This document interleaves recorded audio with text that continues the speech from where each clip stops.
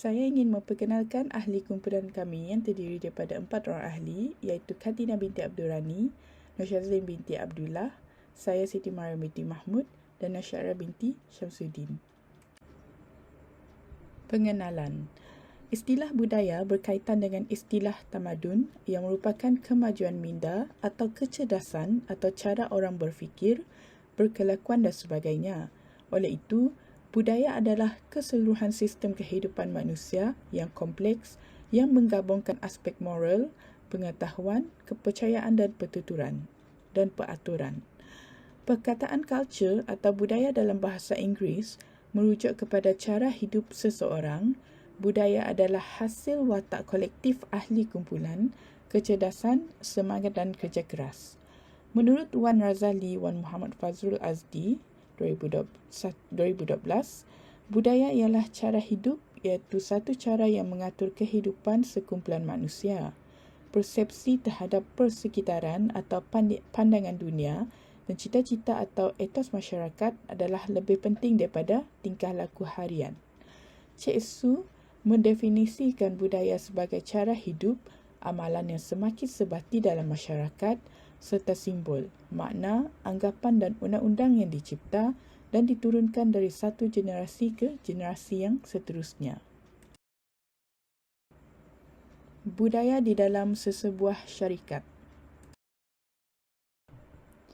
Budaya organisasi ditakrifkan oleh McDermott dan Odell sebagai nilai, struktur dan proses tingkah laku, tetapan dan mitos yang wujud di dalam organisasi. Budaya organisasi perbadanan dibentuk oleh nilai dan tindakan di tempat kerja. Budaya ini mempunyai kesan yang lebih besar terhadap cara orang menjalani kehidupan mereka dan sejauh mana produktif syarikat itu. Pengurusan budaya organisasi adalah salah satu matlamat utama setiap organisasi.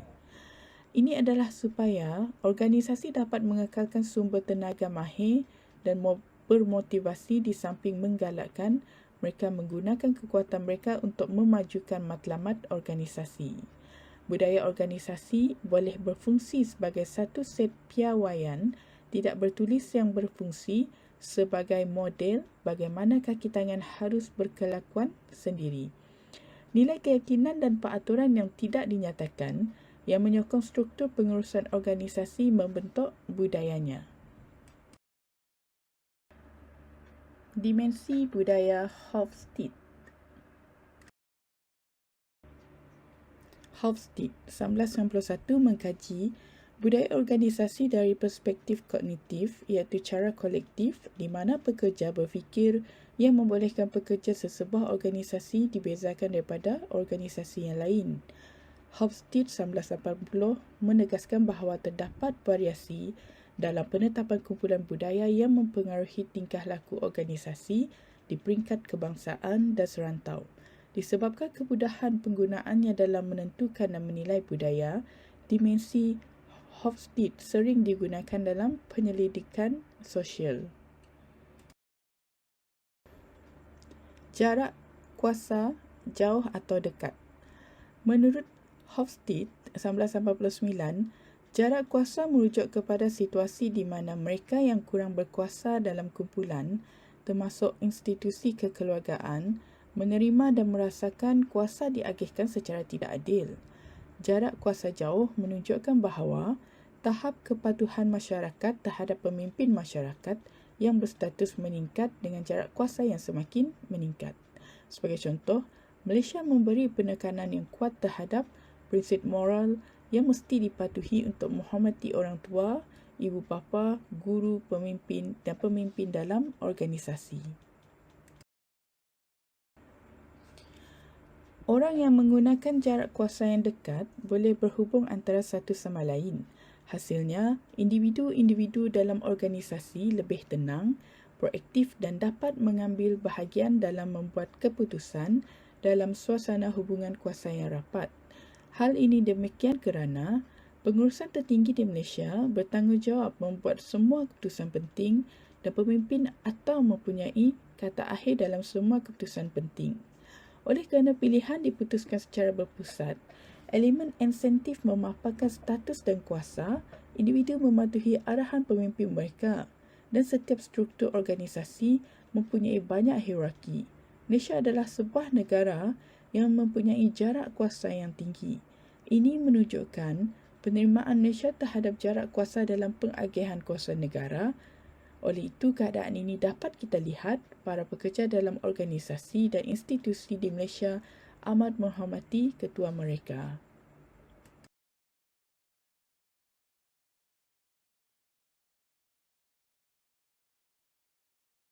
Ialah kolektivisme dan individualisme.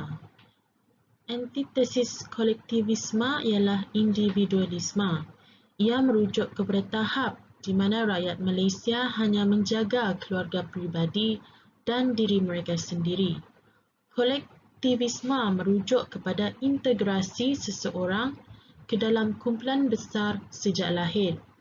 Budaya Malaysia kebanyakannya tertumpu kepada kumpulan dan organisasi. Pemenuhan matlamat kebajikan organisasi diberi lebih berat dalam masyarakat Malaysia berbanding pemenuhan kehendak individu. Budaya ini lebih cenderung menerima sesuatu seadanya dan kerap menolak inovasi dan perubahan. Untuk mengelakkan masalah interpersonal, langkah ini boleh diambil. Sebagai contoh, beberapa kumpulan di negara ini dengan cepat meminggirkan warga emas kerana kegairahan golongan muda yang lebih produktif dan berintegriti dalam menjalankan tanggungjawab telah menggantikan ramai warga emas yang diberhentikan kerja kerana sakit tua, masalah kesihatan dan faktor lain.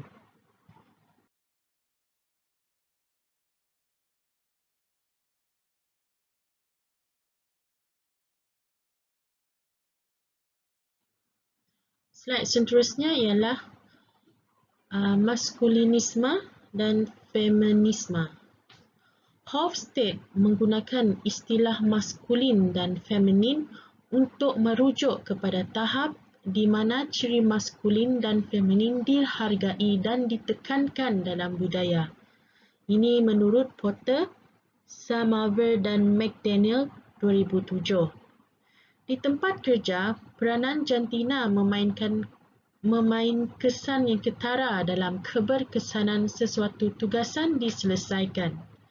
Ciri-ciri maskulin seperti persaingan, agresif dan mengumpul kekayaan dan barangan, maskuliniti dikenali sebagai nilai yang mendominasi dalam masyarakat. Feminin bermaksud cara hidup yang seimbang dan prihatin terhadap orang lain. Sebagai contoh, Pertubuhan Polis Diraja Malaysia (PDRM) mengutamakan sifat lelaki dengan memastikan ketua polis negara dilantik.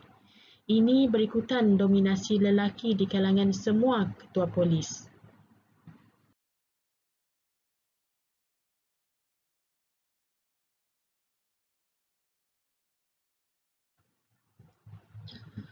Konteks tinggi atau rendah. Hofstede dan Michael Harris Bond mencipta dimensi ini di Hong Kong. Prinsip Confucian mempunyai kesan yang besar terhadap dimensi ini. Di wilayah barat, mereka akan bingung dengan dimensi ini kerana mereka percaya ia tidak berguna. 4 komponen pengajaran berikut mempunyai kesan ke atas bagaimana dimensi ini berkembang. Yang pertama, ketidakstabilan hubungan interpersonal adalah asas kestabilan sosial. Yang kedua, unit asas bagi semua struktur sosial ialah keluarga. Yang ketiga ialah melayan orang lain dengan berbudi bermakna menahan diri daripada bertindak dengan cara yang anda tidak mahu diperlakukan. Yang keempat, menambah maklumat, kemahiran, usaha, kekangan, kesabaran dan belas kasihan semuanya diperlukan untuk menjadi manusia atau insan yang terbaik dalam kehidupan. Komunikasi konteks rendah, ia menumpukan pada corak komunikasi lisan, pendengaran yang tepat, penyediaan bukan lisan dan penghantaran, berorientasikan nilai. Ia menjadi tanggungjawab penghantar untuk menyatakan diri mereka dengan jelas. Manakala komunikasi konteks tinggi, ia berkaitan dengan pola komunikasi lisan daripada konteks tidak langsung. Dalam komunikasi konteks tinggi, diharapkan penerima atau pendengar mesej akan memahami mesej yang dicadangkan untuk mengetahui dengan teliti apa yang tersembunyi dalam mesej itu.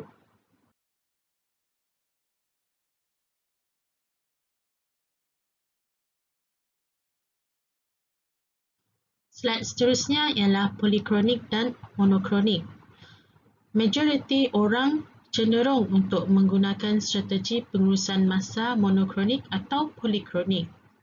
Monokronik ialah orang yang dengan gaya ini lebih suka menyelesaikan satu tugas pada satu masa dan lebih berkemungkinan untuk memulakan dan menyelesaikan kerja mereka mengikut jadual.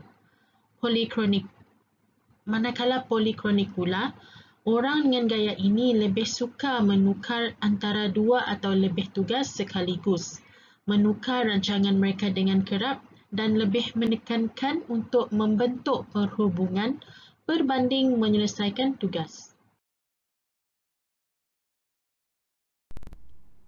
Assalamualaikum, nama saya Nur Syazlin binti Abdullah, matriks nombor 266250. Saya akan membentangkan mengenai indeks jarak kuasa.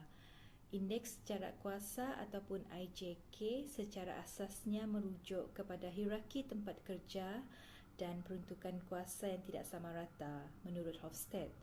Dalam organisasi sesebuah tempat kerja, hierarki tempat kerja boleh terdiri daripada kaki tangan di bahagian bawah tangga dan penyelia, pengurus, pengarah dan kepimpinan kanan di bahagian atas. Apabila pekerja menerima budaya IJK di tempat kerja, mereka menyedari bahawa pengurus mempunyai lebih kuasa daripada kaki tangan, penyelia mempunyai lebih kuasa daripada pengurus dan kepimpinan eksekutif mempunyai lebih kuasa daripada orang lain.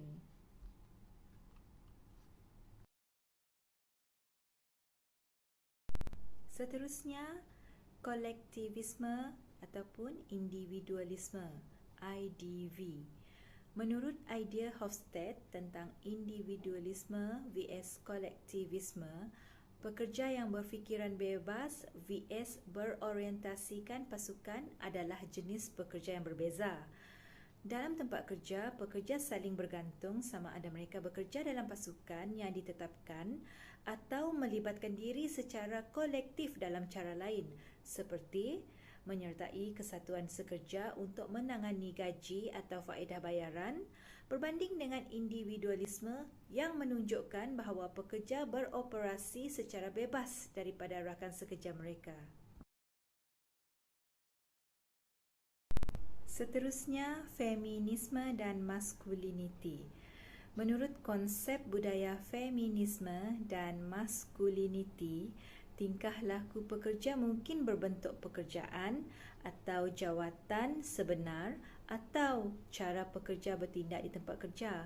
Sebagai contoh, di tempat kerja, wanita yang secara tradisinya memegang peranan feminin dalam perniagaan kerap bekerja dalam jawatan sokongan seperti kaki tangan pentadbiran. Lelaki secara historis memegang profesyen kepimpinan tinggi atau mereka yang memerlukan kehebatan fizikal yang lebih tinggi seperti pemandu trak, buruh gudang atau pekerja pembinaan. Dan seterusnya, indeks pengelakan ketidakpastian, IPK. Orang yang bertindak seolah-olah ketidakpastian atau kekaburan tidak memberi kesan kepada mereka mungkin mempunyai indeks pengelakan ketidakpastian yang sangat rendah yang mengukur bagaimana pekerja menerima perubahan. Sebaliknya, pekerja yang mempunyai kecenderungan kuat terhadap IPK mungkin berasa lebih selesa dalam pekerjaan di mana mereka mempunyai tahap kepastian yang tinggi bahawa organisasi dan kedudukan akan kekal stabil. Orientasi normatif jangka pendek dan orientasi jangka panjang. Seseorang individu yang memegang jawatan jangka panjang kebiasaannya akan kekal dan boleh berubah apabila terdapat keputusan pilihan raya atau perubahan dalam pentadbiran. Seseorang yang diambil bekerja oleh entiti kerajaan mungkin mendapat markah yang lebih rendah pada orientasi jangka panjang berbanding orientasi normatif jangka pendek. Pelantikan politik misalnya berkemungkinan menunjukkan prestasi yang buruk di orientasi jangka panjang, walaupun hakikatnya mereka bekerja dalam sektor konvensional. Apabila presiden baru dipilih, jawatan mereka mungkin tiba-tiba tergugat. Kekangan dan indulgensi. Pendekatan terbaik untuk mentakrifkan tingkah laku pekerja mungkin ialah keseimbangan kehidupan kerja. Pekerja yang mempunyai markah sekatan yang lebih tinggi pada indeks budaya ini mungkin lebih sukar untuk memutuskan sama ada untuk menyambung cuti semasa percutian keluarga dan yang tetap terikat dengan rumusannya. Rangkaian sosial dicipta sebahagian besar oleh budaya. Budaya merujuk kepada mentaliti, emosi atau tingkah laku yang dikongsi secara universal oleh antara kumpulan sosial. Pengaturcaraan mental, komunal atau perisian minda adalah salah satu perasa yang digunakan untuk menggambarkan corak lengkap dalam kajian budaya. Dimensi perbezaan budaya Hofstede amat relevan memandangkan budaya boleh memberi kesan kepada ahli organisasi, terutamanya gaya kepimpinan. Isu-isu yang berkembang kerana sumber manusia boleh dijelaskan melalui kajian tentang penilaian karakter setiap pekerja dalam sesebuah syarikat.